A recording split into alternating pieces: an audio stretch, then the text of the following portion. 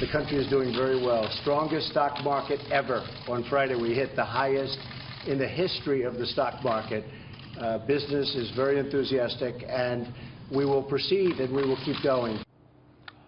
All right. This was when the president was sitting next to his new White House Chief of Staff, John Kelly, who was sworn in a little earlier. Can the good general keep the president on message to Citizens United President David Bossie? David, the markets seem to think so, or they're not worried that he can, I guess. Up about 83 points. We're about 88 points away from 22,000. So all the worries that would traditionally come up are not really phasing the Wall Street crowd. But what do you make of this? Well, first of all, I'm excited for the president. He's going to have a new chapter, a new effort underway to try and get his agenda through Congress. I think General Kelly is an incredible leader of men and women throughout his entire career, and he's going to be able to bring a little bit of law and order, I think, to the White House, and I'm excited to see where he takes it. You know what? A lot of it depends, David, and you and I have discussed this in the past, on how much the president allows him to do, right? I mean, and so he is a forceful and just reeks gravitas as a figure. But again, that's got to mean that everyone toes the line and recognizes that he's the chief of staff, including the president, who must remind those who just sort of slip into the White House to see him or the Oval Office that he's the guy you go through.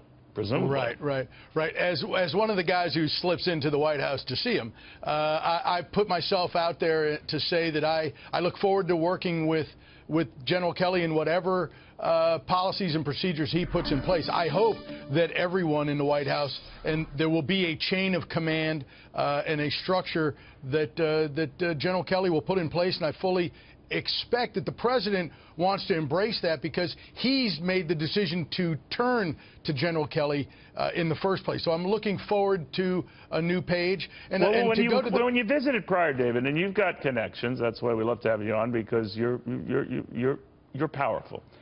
So with Reince Priebus, I can't even get my 6-year-old to do something, but it's okay. Tell me about it. But I mean, when you go to the White House, did you run it through Reince Priebus, or did Reince just see you there and say, oh, hey, David, how's it going?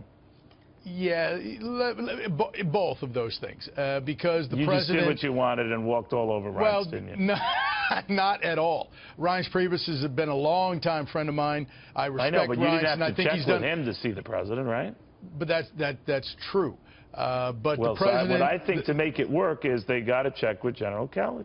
I think that's right. I think what I just said is going to be what I hope others do, which is to give General Kelly the respect that he deserves, as he is going to establish the process, the SOPs, the standard operating procedures. But would that extend to Ivanka Trump and Jared Kushner, that they would have to respect that as well?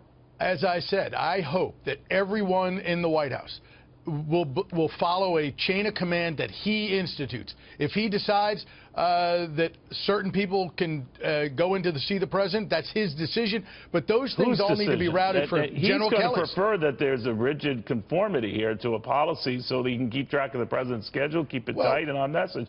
And if Ivanka or you just waltz in there, you're going to make his life difficult, right? I think that's why I keep going back to I'm going to allow him to create a policy that I'm going to respect. And others across, the spectrum that come in from outside the White House, those inside the White House, including his family members, there needs to be a professionalism of the White House staff, and I think General Kelly will bring that. Look, Reince was in a very difficult position because of all of the power centers within the White House. I hope that with this change, this will allow General Kelly to really consolidate that and really run this through him. All right, well, he does have an affinity, that is the president, what I would say, for millionaires and military. And in the military, I mean, if you think of John Kelly and James Mattis, of course, Mad Dog Mattis of Defense, and H.R. McMaster at NSA, the president has a clear respect for military types. Will he take their advice then? If he is told, David, and General Kelly tells Mr. President, I don't think that's a good idea, do you think the president would listen to that or just ignore it? Well, when General Kelly was Secretary Kelly, I would assume he has done that along with all of his other cabinet members. Look, you point out two things. I don't know about that. Millionaires and generals, that the president has an affinity for. The one thing those people have in common is being incredibly successful. I know, but sometimes don't you get the feeling with some, David? I'm not, you know, ripping the president of the administration, that some of them seem to be afraid to take him on or to say that that's an awful idea.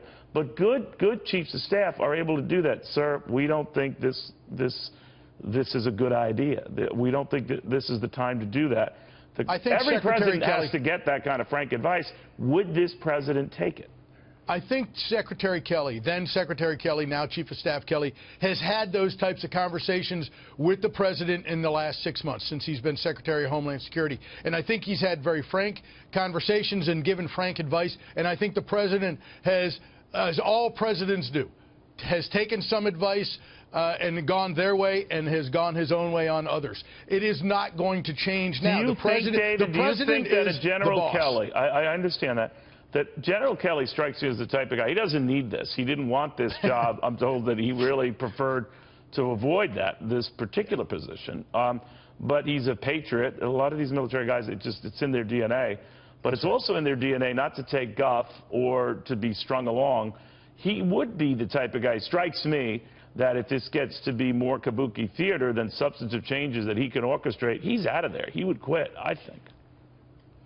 Well, I fully expect that General Kelly, now Chief of Staff Kelly, will have at his disposal a lot of leeway.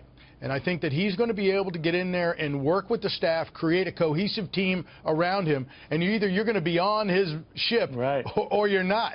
And I think that he has a little bit of time here to really establish himself and be a force for good within the White House. That I think he is a leader of men and women, and people within the White House will follow. And I think that he will have to create that minute-to-minute, day-to-day relationship with the president that he didn't have as a secretary, but that he will have as a chief of staff. And I think that that's really going to go well as he develops that working relationship with the president. Yeah, he does speak his mind. He is his own man, so we'll see how that goes.